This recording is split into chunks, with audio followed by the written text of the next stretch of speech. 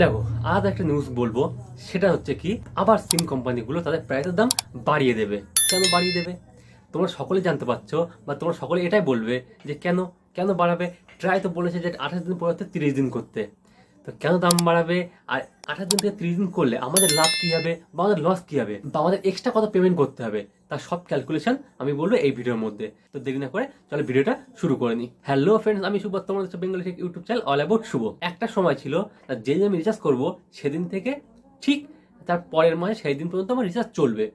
30 দিন হোক, 31 দিন হোক, 28 দিন হোক, সেইভাবেই চলতো। তারপরে কি আসলো না, তারপরে হলো 30 ডেজ প্ল্যান। 30 ডেজ বলতে কি, আমি যদি 1 তারিখ রিচার্জ করি জানুয়ারি 1 তারিখে, তো জানুয়ারি 30 তারিখে আমার শেষ হয়ে যাবে। আমি যদি ফেব্রুয়ারির 1 তারিখে রিচার্জ করি, তাহলে মার্চের 2 তারিখে গিয়ে আমার শেষ হবে। এটা হলো 30 দিনের প্ল্যান। আমি যেদিন রিচার্জ করবো সেখান থেকে ও 30 দিন কাউন্ট করবে। তারপরে আসলো কি না, 28 ডেজ। 28 দিনে কোম্পানিগুলোর লাভ কি, এই 2 দিন কম করে যদি তোমরা প্রতি মাসে 28 দিন করে ধরো এবং প্রতি মাস থেকে 2 দিন বা 3 দিন করে বাদ দিয়ে যাও, তাহলে লাস্ট দেখবে একটা মাসে গিয়ে টোটাল 1 মাস আমাদের এক্সট্রা হচ্ছে। এই যে 1 মাস এক্সট্রা, এটা কিন্তু আমাদের পকেট থেকে তাদেরকে দিতে হচ্ছে। এটাই হলো কোম্পানির প্রফিট। এখান থেকে কোম্পানি এই 28 দিনের পলিসিটা চালু করেছে। কিন্তু ট্রাই বলছে কি, না ভাই তুমি এরকম করলে হবে না, যে ইউজার আছে তাদেরকে সুবিধা দেখতে হবে।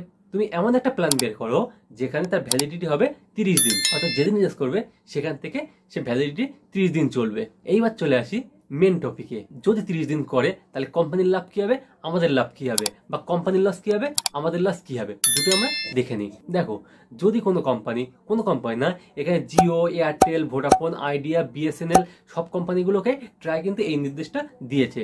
এখন ফাইনাল রিলিজ করেনি যে এত তারিখে করতে হবে, এত তারিখের মধ্যে তোমাদের জিনিসটা চালু করতে হবে, এরকম কিন্তু ট্রাই কিছু বলেনি। কিন্তু ট্রাই এটা বলে রেখেছে যে না, তোমাদের এরকম একটা প্ল্যান বের করতে হবে ইউজারের সুবিধার্থে। দেখো, এর ফলে কি হবে, বেসিক্যালি আমাদের আবার লস হবে। কেমন লস হবে? আমাদের আরো এক্সট্রা পয়সা দিতে হবে। কেমন ভাবে?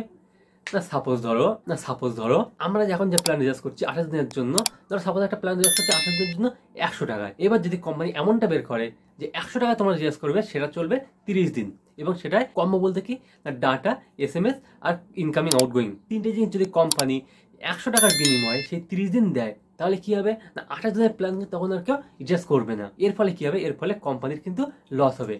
কোম্পানি এমনটা কখনোই চাইবে না। কোম্পানি কি করবে, যে 2 দিন এক্সট্রা নিচ্ছে সেই 2 দিনের প্রাইস ওর ইনক্লুড করে দেবে। হয়তো সাপোজ এমন হতে পারে, তুমি 28 দিনের প্যাকেজ রিচার্জ করলে যে সুবিধাগুলো পাবে 30 দিনে নিলেও সেই সুবিধাই পাবে। কি হবে না, এখানে তারা 28 দিন নিলে তুমি 100 টাকা পে করতে হচ্ছে, আর 30 দিন নিলে তোমাকে 110 টাকা পে করতে হচ্ছে। এছাড়া আর কিছুই না। তোমার যে 2 দিন বা 3 দিন বা 1 দিন এক্সট্রা যে পে গুলো করছো তোমরা, এগুলো টোটাল কোম্পানির প্রফিট। তো এটা হওয়ার কোনো কারণ নেই যে ট্রাই বলেছে বলে 28 দিন থেকে 30 দিন হয়ে গিয়েছে, এরপরে আমাদের লাভ হবে, আমাদের সার্ভিস চার্জ বা আমাদের কস্ট কিছুটা কম হবে। এটা সম্পূর্ণ কিন্তু ভুল ধারণা। 30 দিন যখনই হবে তখন 28 দিনের তুলনায় 30 দিনে বেশি আরো সার্ভিস চার্জ দিতে হবে। এটাই main topic. Moral of the story কি না, কাস্টমারের পকেট থেকে কোম্পানির পকেটে পয়সাটা বেশি যাবে। এটা হলো মোরাল অফ দ্য স্টোরি। এটাই ছিল আজকের নিউজ। যদি ভিডিওটি ভালো লেগে থাকে অবশ্যই একটি লাইক করো, চ্যানেলে নতুন থাকলে চ্যানেল সাবস্ক্রাইব করে রাখো, পাশে থেকে বেল আইকনটি প্রেস করো নতুন আপডেটের জন্য। আজ এ পর্যন্ত, দেখাবে অন্য কোনো দিন অন্য কোনো টপিক নিয়ে।